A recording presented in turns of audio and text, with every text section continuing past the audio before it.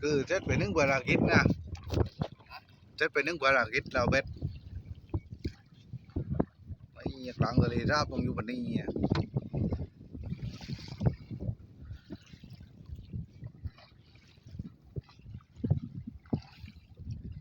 นี่กี่นาทีได้ถึงกวาง10 นาทีโอ้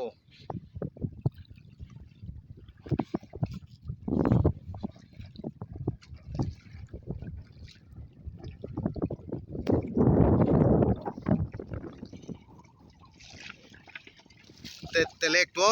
จ้างกัดมาอย่างเงี้ย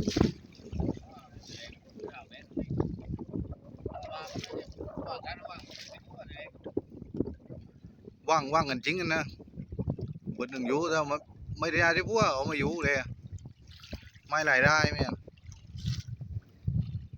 นี่คนหนึ่งที่พวกไป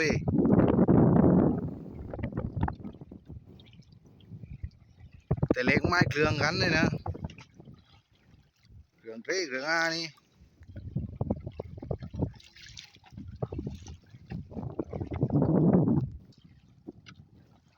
ไปได้ถึงเลี้ยดานุ่งตาตกนู่น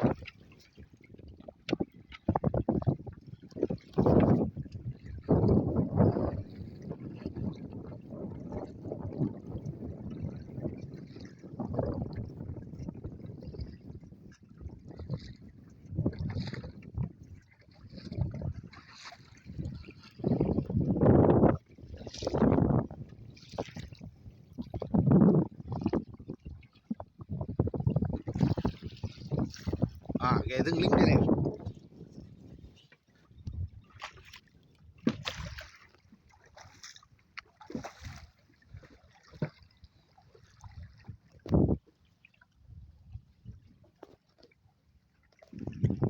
วันเงินรวย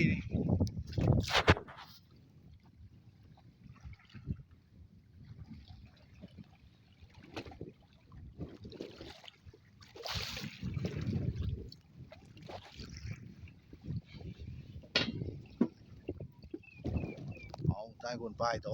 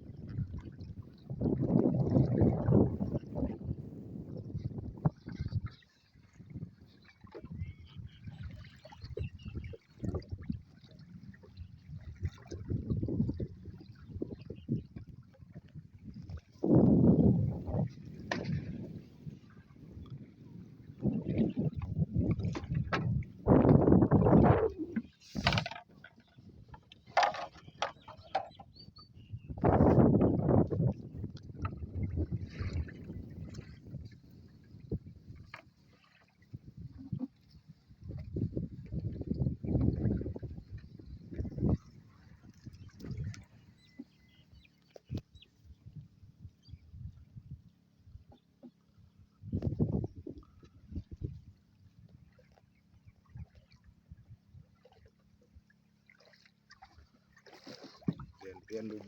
ปแบบจากปลายเป็นท่อสั้นเร็ว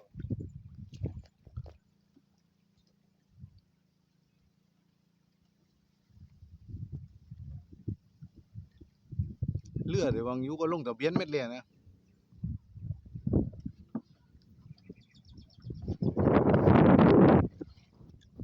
มองบ่โตอะไรก็รู้เม็ดเลยเท่าไหร่ยังเลือกกี่ลำ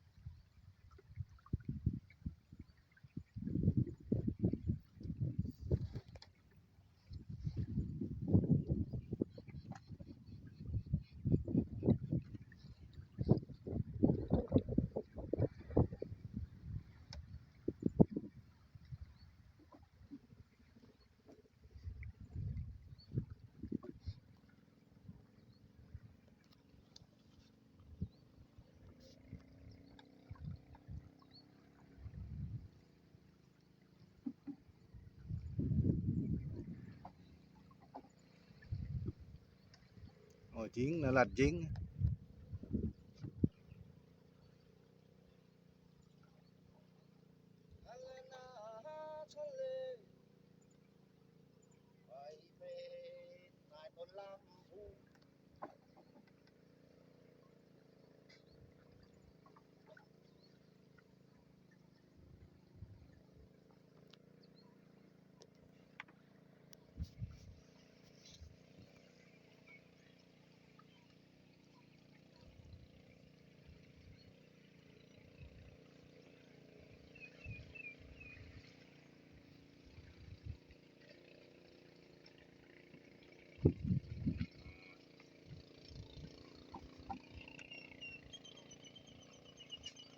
หลัดตัวทำไร เก็บแล้วเจ้า ลูกลำพูกินน้ำแกง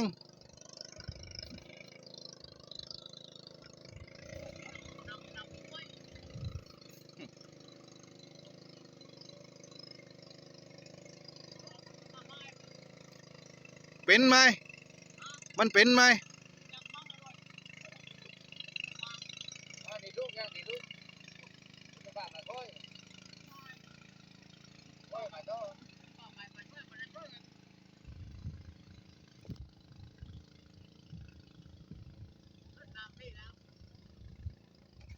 ได้ก็คือ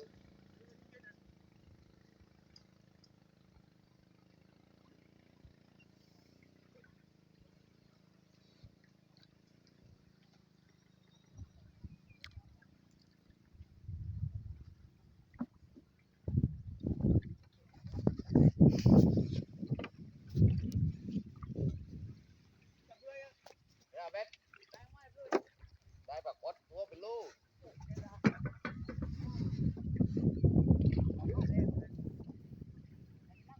จะมีร่างตัวพวกตัว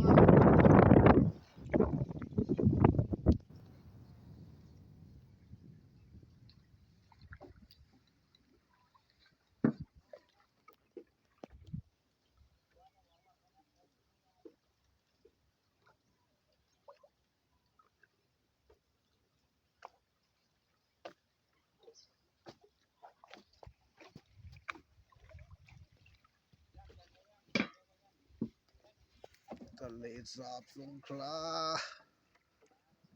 โอ้ได้ตั้ง9 นาทีนี่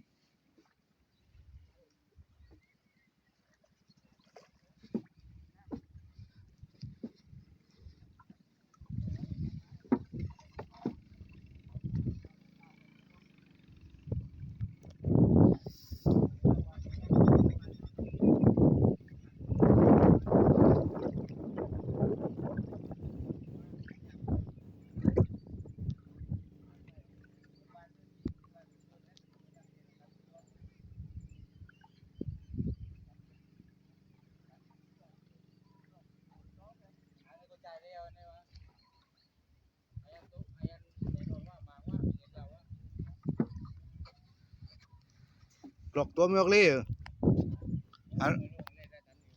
อ๋อนี่ไปว่างไงได้ไปทำไงได้ว่างไงได้อืม